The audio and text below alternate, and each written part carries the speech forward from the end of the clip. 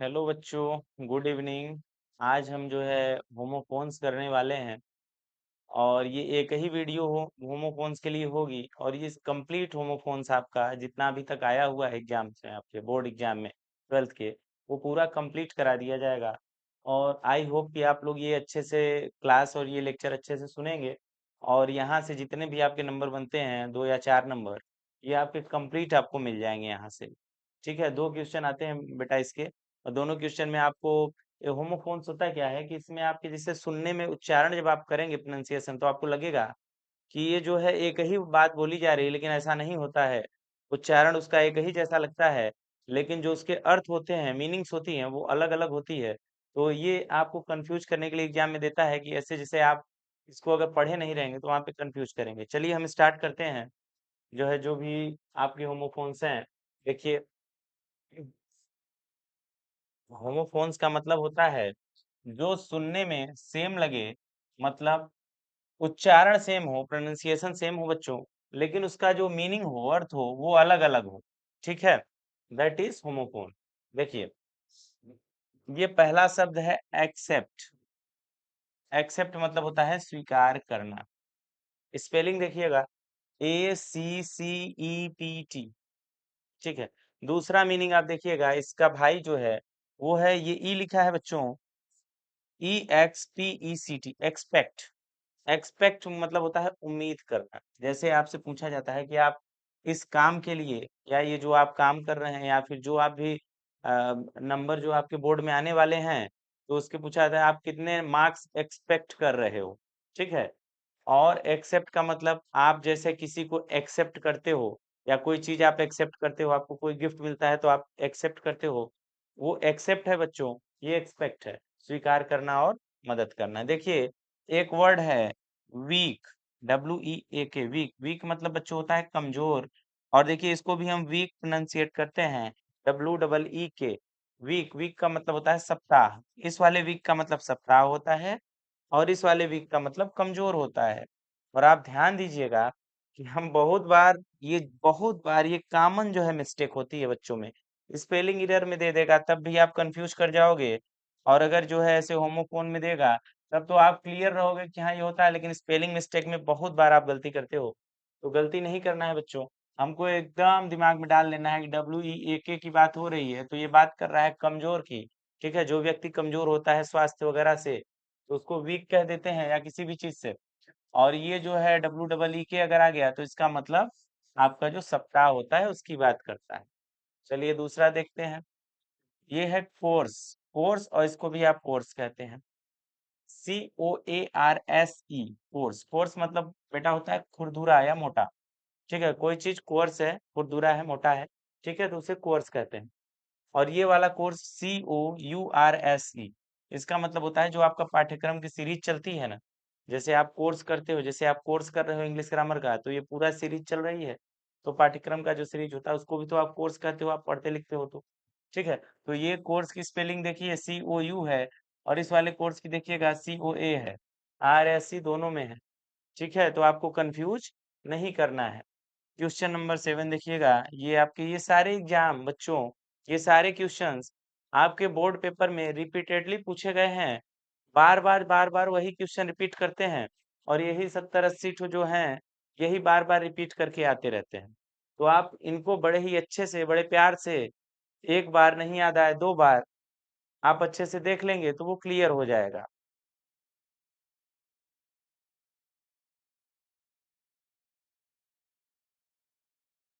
तो बच्चों देखते हैं हम आगे इसके, क्वेश्चन नंबर 7 देखते हैं। ये है डिफरेंस। ये क्या लिखा हुआ है? ये लिखा हुआ है डिफरेंस। ठीक है, देखिए आपका पेन जो है, ये आ गया पेन आपका। ठीक है, ये देखिए क्या लिखा हुआ है, डिफरेंस। DIFFERENCE, difference. डिफरेंस का मतलब होता है बच्चों अंतर। ठीक है, भिन्न, जो अलग अलग हो, डिफरेंट हो, वो डिफरेंस। ठीक है। एक देखिए होता है डिफरेंस, इसको भी डिफरेंस ही पढ़ लेते हैं। इसका मतलब सम्मान होता है। स्पेलिंग देखिएगा, DEFERENCE, डिफरेंस। बच्चों ध्यान दीजिएगा कि हम लोगों को, यूपी बोर्ड वालों को सबसे बड़ी समस्या ये है कि हमारी जो प्रोनाउंसिएशन की जो कला है, जो हम लोग के अंदर आर्ट है, वो पूरे वर्ल्ड में इकलौती है। हम लोग जो बोलते हैं, इंग्लिश के जो अल्फाबेट होते हैं, उनका हम लोग अलग ही उच्चारण करते हैं। जैसे ये लिखा रहता है, ये लिखा हुआ है, तो इसको हमारे यूपी बोर्ड वाले भैया लोग हैं, वो सब ऐसे ही बोलते हैं, जो कि गलत है। इसको हमको ऐसे बोलना चाहिए। ये एम होता है बच्चों, ये एन होता है, ऐसे लिखा जाता है। तभी ना, जब आर्टिकल का यूज करते हो, तो आर्टिकल में हमको पता है, अगर कोई चीज अ से लेकर आहा तक के बीच में रहती है, उसका उच्चारण आता है अ से लेकर अह तक, तो हम लोग वहां पे क्या लगाते हैं, एन का यूज करते हैं। और अगर क से लेकर इज्ञा तक की कोई चीज रहती है उच्चारण करने पर, तो ए लिखा जाता है। अभी देखिए, अगर ऐसे लिखा है MLA, देखिए MLA लिखा है, तो हमको आर्टिकल में यहाँ पे क्या लगाना रहता है, एन लगता है ना जी, यहाँ पे ए थोड़ी ना लगता है। अगर इसको देखिए, यूनिवर्सिटी है, ये भले ही यू से स्टार्ट हो रही है, लेकिन यहाँ पे अ लगता है ना, क्योंकि यहाँ ऐसे हम इसको पढ़ते हैं। ठीक है, तो हम लोग को जो है अपने उच्चारण पे विशेष ध्यान देना है।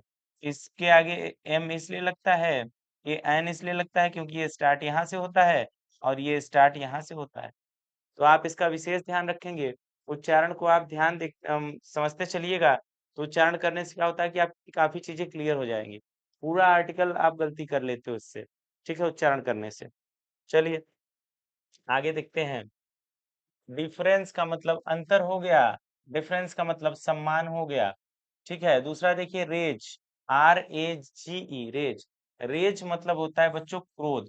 जब आप बहुत ज्यादा क्रोध से एकदम लाल हो जाते हो, आंखें लाल हो जाती हैं, बहुत ज्यादा क्रोध कोई व्यक्ति कर लेता है, हाथ वाथ कपकपाने लगे, शरीर कपकपाने लगे, ठीक है, और बहुत ज्यादा मतलब जो है उसको समझ नहीं आता, इतना ज्यादा क्रोध हो जाता है कि माइंड काम करना कम कर देता है। क्रोध में क्या होता है, सबसे पहले आपकी बुद्धि काम करना बंद कर देती है।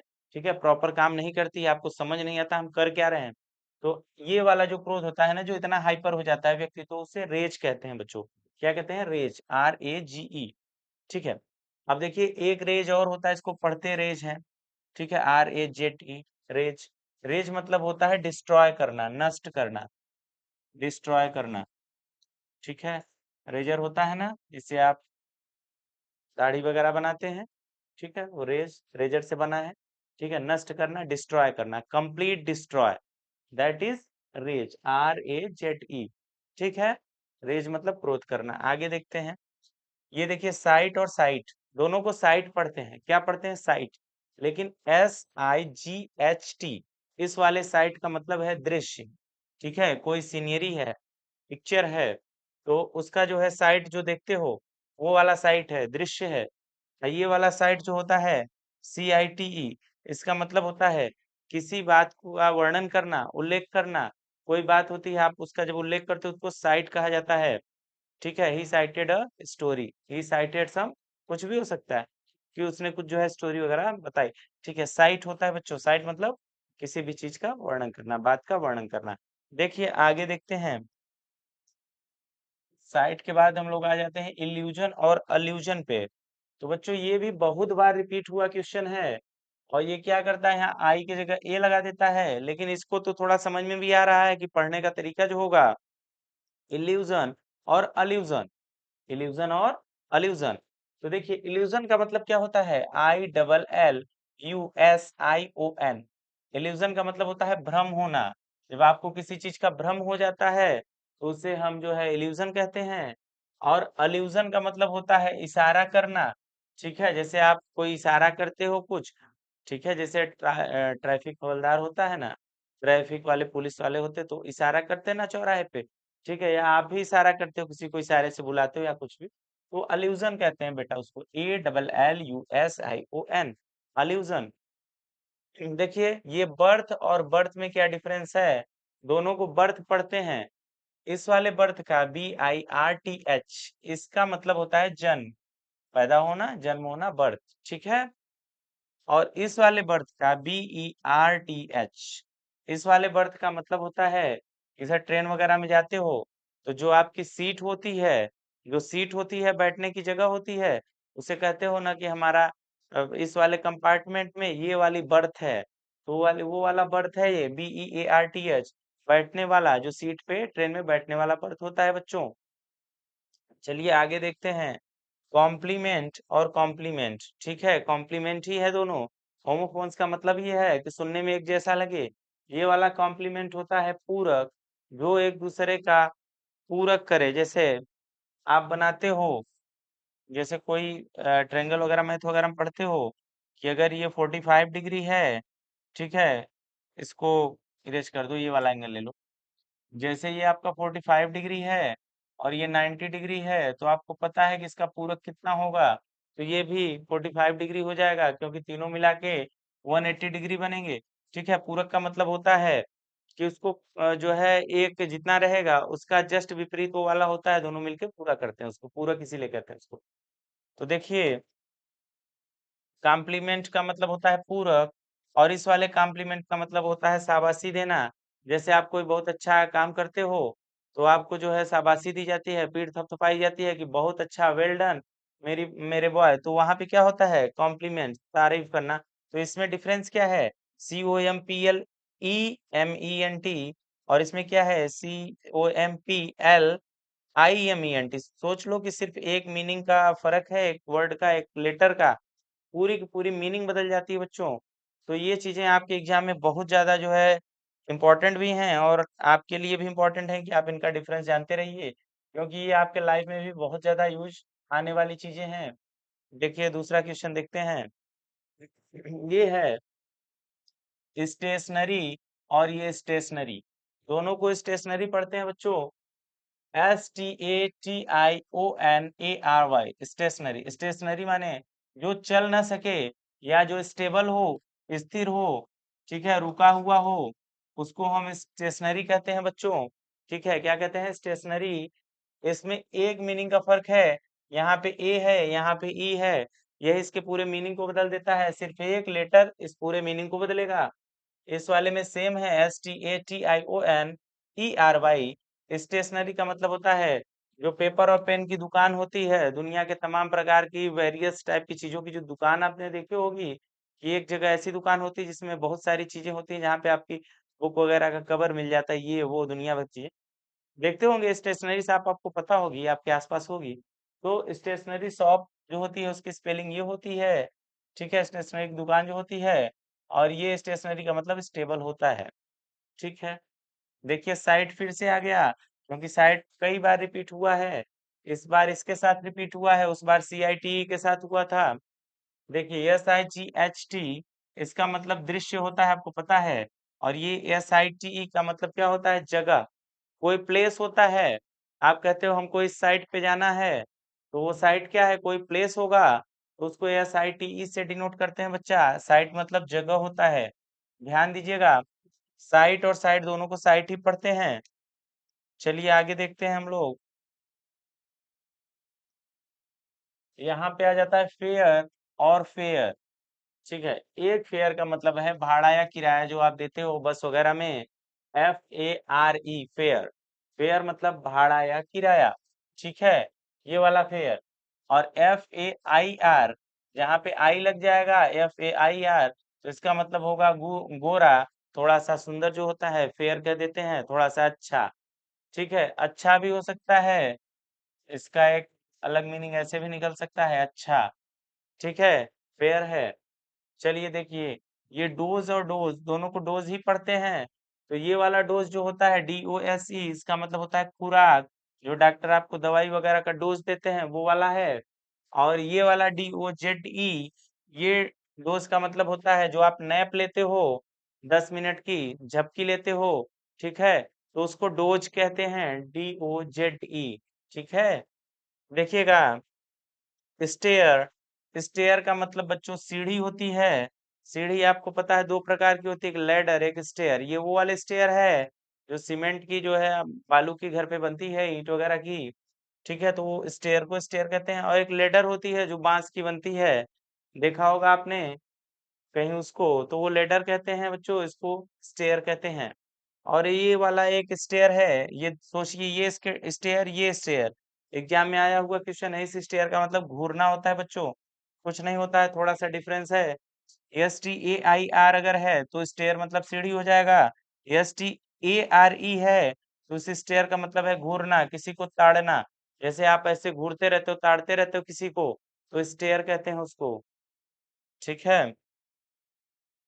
हालांकि ये नहीं करना चाहिए, स्टेयर करना किसी को गलत बात होती है।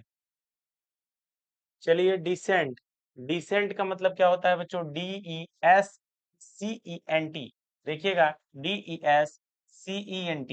डिसेंट का मतलब होता है उतरना। ठीक है, अवरोहण करना। और आरोही का मतलब होता है बच्चों, आ का मतलब ऊपर जाना, अव का मतलब नीचे जाना। ठीक है, तो अवरोही नीचे जाना या उतरना डिसेंट कहलाता है।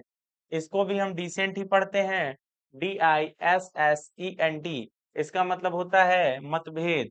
ठीक है, दो लोगों के बीच में जब तालमेल की कमी होती है, मतभेद होता है, तो उसको भी हम डिसेंट कहते हैं, DISSENT। ठीक है, कई बार एग्जाम में आया हुआ है। देखिएगा, आइडल। आइडल और ये भी आइडल है, दोनों का मतलब क्या है? IDLE। आइडल का मतलब आलसी होता है। IDEAL, idol. आइडल का मतलब सर्वोत्तम होता है, जो सबसे अच्छा हो, आइडियल हो। आइडियल भी लोग पढ़ लेते हैं, आइडियल या आइडल। आइडल आइडल करके, तो क्या होता है कि दोनों का सुनने में एक जैसा लग रहा है लेकिन मीनिंग अलग है। आइडियल ही आ गया तो आलसी हो जाएगा, IDEAL आ गया तो सर्वोत्तम हो जाएगा। चलिए आगे वाली मीनिंग पे चलते हैं, हम लोग अल्टर पे आ जाते हैं। ALTAR, alter. अल्टर मतलब वेदी होता है बच्चों। वेदी क्या होता है? आपने देखा होगा कहीं हवन ववन होता है, पूजा पाठ होता है, तो वहां पे एक वेदी बनाई जाती है, उसमें जो है हवन करने के लिए, उसको वेदी कहते हैं। उसको क्या कहते हैं? अल्टर कहते हैं इंग्लिश में, ALTAR, अल्टर। और एक होता है अल्टर, ALTER। यहाँ AR है, यहाँ ER है। अगर ER हो गया तो इसका मतलब होगा बदलना, चेंज करना। क्या करना? चेंज करना। और AR हो गया तो इसका मतलब वेदी हो जाएगी, पूजा वाली।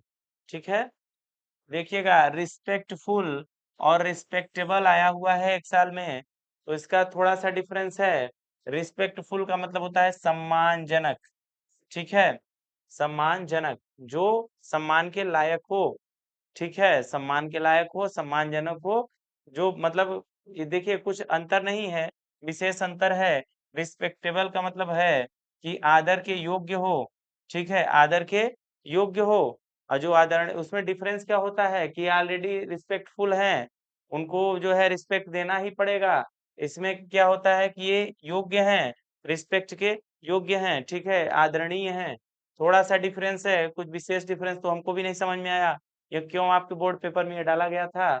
चलिए आगे देखते हैं, क्योंकि नाउन और एडजेक्टिव अलग करना होता तो वहां पे समझ में आता है। होमोफोन्स में अगर एक ही मीनिंग को दो बार डाल दिए तो मतलब क्या निकला? प्रोनाउंसिएशन अलग होना चाहिए, प्रोनाउंसिएशन अलग होना चाहिए, तो समझ में आता है। एक जैसा होगा तो समझ में आता है कि होमोफोन्स है, मीनिंग अलग होनी चाहिए उसकी। मीनिंग एक जैसी रहेगी तो आप परेशान हो जाओगी कि क्या दिया हुआ है। सभी बच्चे परेशान हो जाएंगे, आप ही नहीं, बोर्ड भी परेशान हो जाएगा। फिर आप क्या कराओगे? फिर बोर्ड वो क्वेश्चन का नंबर सबको देगा। देखिए, कैनवास।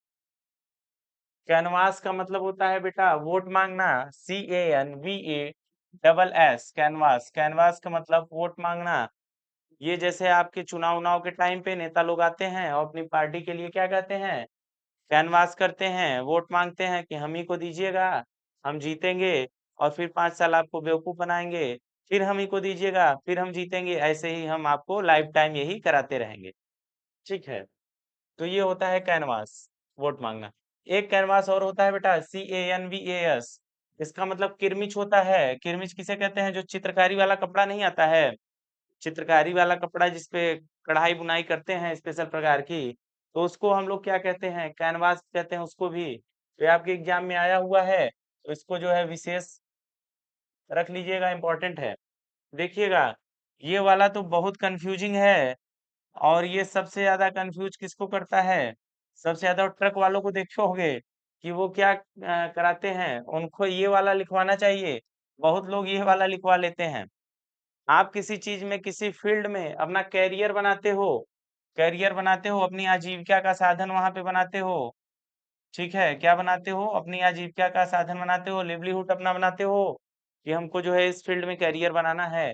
तो ये वो वाला कैरियर है, CAREER, कैरियर। ठीक है। एक ये वाला कैरियर है, CARRIER। देखो बच्चा, यहाँ पे ER जो लगा है, IER, ये हमको मतलब कैरी मतलब ढोना होता है, CARRY, कैरी। कैरी मतलब ढोना या ले जाना। और ये कैरियर का मतलब होता है सामान ढोने वाला या ढोने वाली जो गाड़ी वगैरह होती है, वो कैरियर का या कोई कंपनी है। ठीक है, तो कैरियर कहते हैं। ठीक। तो ये वाला कैरियर है। दोनों के मीनिंग में देखिएगा थोड़ा सा डिफरेंस है। और इस डिफरेंस का जो है, लोग क्या करते हैं, उसका अर्थ का अनर्थ बना लेते हैं। ठीक है, तो ये होमोफोन्स का नॉलेज होना बड़ा इंपॉर्टेंट है, क्योंकि थोड़ा सा गलती हुई और पूरा का पूरा जो है आपका मीनिंग ही बदल जाएगा उसका। बॉर्न, BORN, बॉर्न मतलब जन्म। ठीक है। और ये BORNE, बॉर्न, बॉर्न मतलब होता है सेवाहित या पीड़ित। देखिए, जैसे बॉर्न का यहाँ पे क्या मतलब, वाहित पीड़ित आप नहीं समझोगे। जैसे मान लीजिए प्लाज्मोडियम मच्छर है, और वो क्या है, किसी चीज का वहन करता, वाहक है। कोई चीज इधर से ले गया, उधर जो है रोग फैलाया, मलेरिया वगैरह का या किसी भी प्रकार का। तो जो है उसको कहते हैं कि ये उस मच्छर की वजह से बॉर्न डिजीज है। जैसे आप कहते हैं कि ये मक्खी से पैदा हुआ है, जैसे मच्छर है, मॉस्कीटो बॉर्न डिजीज है। तो मॉस्कीटो जो है अपना कोई चीज का वहन करता है, कोई चीज यहाँ से ले गया, वहां रोग फैलाता है, तो उसको हम कहते हैं बॉर्न। इससे पैदा होने वाला, इससे होने वाला। ये क्या है? से होने वाला। कोई चीज अगर किसी से हो रहा है, खासकर डिजीज वगैरह, या किसी चीज से किसी दूसरी चीज को इफेक्ट पड़ रहा है, तो वहां पे बॉर्न करते हैं। बाकी ये वाला बॉर्न का मतलब होता है जन्म। ठीक है, देखिए ई लग गया, पूरा मीनिंग ही बदल गया। देखिएगा चेक, चेक मतलब होता है CHECK, चेक मतलब जांच करना। और ये वाला चेक CHEQUE, ये आपको अच्छे से पता है, ये बैंक वाला है, चेकबुक है। ठीक है। स्पेलिंग देख लीजिएगा, बहुत बार स्पेलिंग आता है और आप मिस्टेक करते हो इसमें। QUE होता है बच्चों, अगर ये QUE लग गया तो ये बैंक वाला हो जाएगा। अगर CK लग गया तो ये क्या हो जाएगा? जो आप चेक करते हो, जांचते हो कोई चीज, वो हो जाएगा। चलिए इसके आगे चलते हैं। ये देखिए पेन पे आ गए हम लोग। PAIN, pen.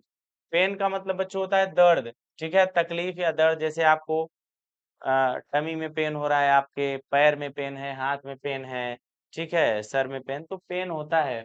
पेन का एक बहुत अच्छा मीनिंग है, जिसको आप हेडेक कहते हो, एक कहते हो, ACH, इसका मतलब भी दर्द होना होता है बच्चों। ठीक है, तो ध्यान रखिएगा, अगर वो पेन दिया है तो हो सकता है कभी किसी जगह मीनिंग में ये दे दे। इसका मतलब भी होता है दर्द होना। जैसे आपको सर में दर्द है, तो आप बोलते हो मुझको हेडेक हुआ है। क्या हुआ है? हेडेक हुआ है। तो यहाँ से आप एक उठा लिए, हेड में लगा दिए, हेडेक हो गया। ठीक है। कहीं भी लग सकता है, वो जिस जगह दर्द हो वहां पे CHE लगा के आप बोल सकते हो उसका। और ये पेन का मतलब भी दर्द होता है, तकलीफ होती है। और एक पेन ये होता है, PANE, पेन। इसका मतलब होता है जो खिड़की वगैरह लगवाते हो आप, उसमें जो बीच में शीशे वगैरह लगवाते हो ना, मड़ते हो, तो उसको कहते हैं खिड़की का शीशा वगैरह, उसको भी पेन कहते हैं। PANE कहते हैं बच्चों, पेन। देखिए एडाप्ट, एडाप्ट मतलब होता है कोई चीज को अनुसरण कर लेना, फॉलो कर लेना, या उसके अनुकूल ढल जाना। जैसे हम लोग क्या किए हैं कि अब हम लोग जींस वगैरह पहनने के आदी तो थे नहीं। पूरा काल से, पुरातन काल से हम लोग क्या, ये सब जो कुर्ता पैजामा चलता है, देसी कपड़े चलते हैं, वो तो अब कोई पहनता नहीं। हमने अंग्रेजों का देख के वेस्टर्नाइजेशन के चक्कर में हम क्या हो गए, वेस्टर्नाइजेशन के चक्कर में हम क्या हो गए, हमने जींस पहनना शुरू कर दिया। तो हमने उनको क्या कर लिया, एडाप्ट कर लिया बच्चों। ADAPT, उनके कल्चर को एडाप्ट कर लिया। ठीक है। तो यहाँ से आप जो है इसको समझ सकते हो कि कोई चीज एडाप्ट करना, स्वीकार कर लेना, उसके अनुसरण ढल जाना। ठीक है, उसके अनुकूल ढल जाना। और ये एडेप्ट, इस एडेप्ट का मतलब होता है अपने काम में माहिर, निपुण, चालाक, चतुर, ठीक है। जो अपने काम में एकदम एक्सपर्ट होगा उसको एडेप्ट कहते हो आप, ठीक है। ADEPT, यहाँ ए लग गया तो किसी भी जो है कल्चर वगैरह को अडाप्ट या किसी परिस्थिति के अनुसार अपने आप को ढालना, ये अडाप्ट है। और इस अडाप्ट का मतलब होता है प्रवीण होना, निपुण होना, ठीक है। तो ये होता है इसका मतलब। चलिए आगे चलते हैं। Question number 49। देखिए 49 क्यों दिया हुआ है, यहाँ पे देखिएगा थोड़ा सा। अगर ऐसे क्वेश्चन आ जाएं जिनमें दोनों का मीनिंग सेम सेम निकले बच्चों, तो आपको पार्ट्स ऑफ स्पीच का नॉलेज होना चाहिए। किसका नॉलेज होना चाहिए? पार्ट्स ऑफ स्पीच का।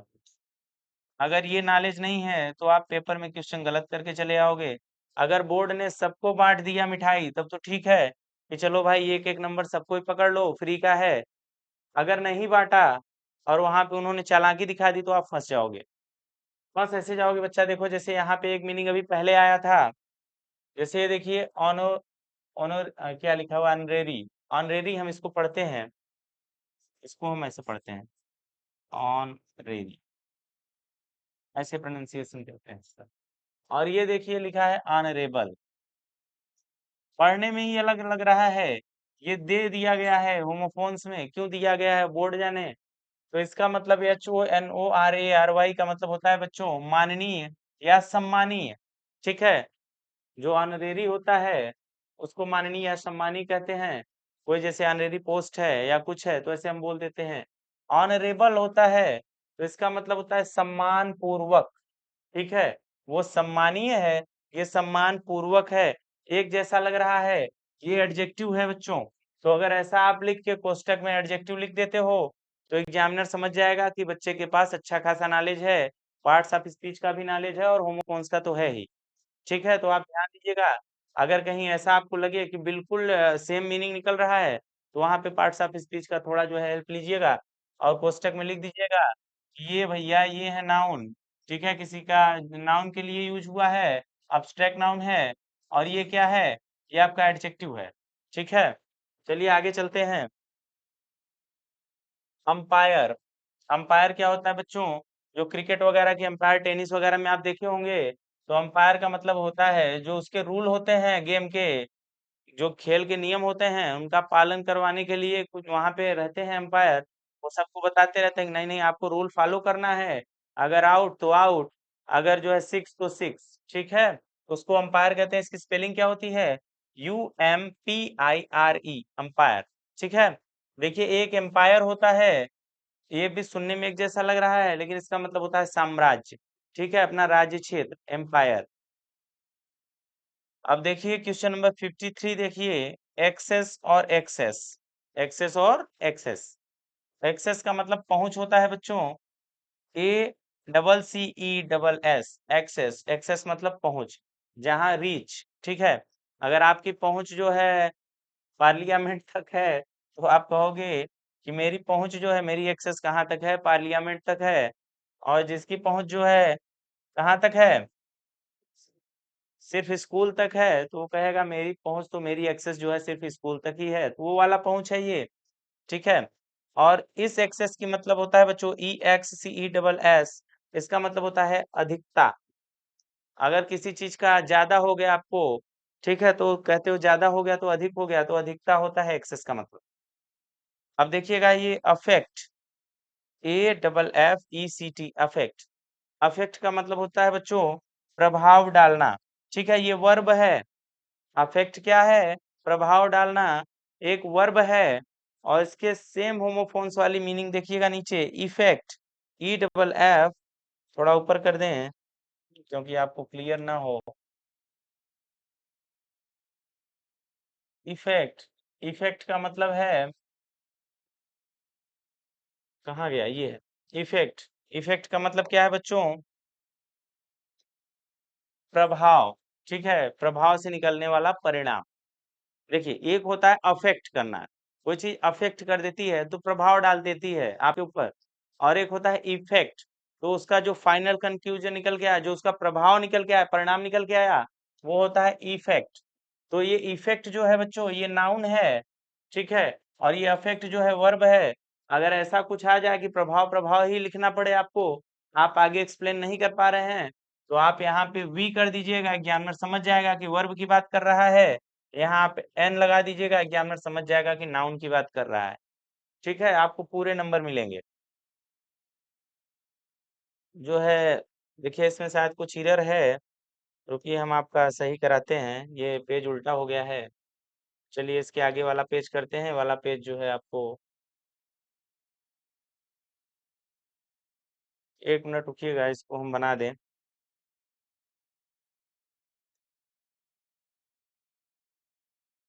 हाँ तो बच्चों देखिएगा, ये क्वेश्चन नंबर 57 देखिएगा क्या कह रहा है।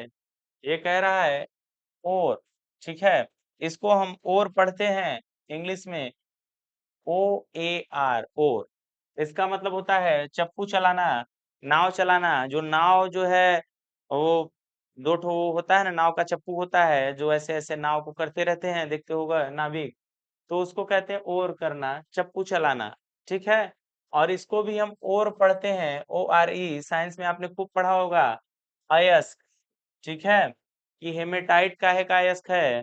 ठीक है, तो मैग्नेटाइट काहे का अयस्क है, तो एल्युमिनियम का अयस्क है, आयरन का अयस्क है। आपने अयस्क पढ़ा होगा। अयस्क मतलब होता है बच्चे छोटे छोटे कण।